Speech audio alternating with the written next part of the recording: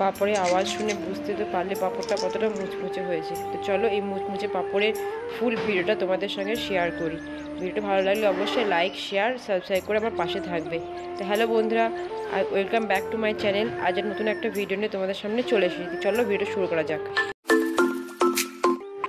তো আমি প্রথমে 1 বাটি জল নিলাম আর হাফ বাটি জল নিলাম, আর এর মধ্যে একটু লবণ দিয়ে এটা ভালোভাবে ফুটতে দেবো ঢাকনা চাপিয়ে। তো এটা দেখো জলটা ভালোভাবে ফুটে গেছে। এর মধ্যে আমি 1 বাটি চালের গুঁড়ো দিয়ে দেবো। তোমরা এটাকে ইনস্ট্যান্ট পাঁপড়ও বলতে পারো। তারপর এটা নেড়ে এটার মধ্যে একটু খামি অ্যাড করে নেবো। খামিটা হয়ে গেলে রুটির মতো বেলে নেবো। তারপর তোমার যেগুলো শেপে তোমরা কাটতে পারো, আমি 3 কোনা শেপে কেটে নিয়েছি। তারপর এটা একটু তাওয়াতে সেঁকে নেবো। তারপর এটা তেলের মধ্যে ছেড়ে দেবো। আমার এগুলো শাঁকা হয়ে গেছে, এগুলো চলো ভেজে নিই। তো এই যে আমার এই সবগুলো ভাজা হয়ে গেছে।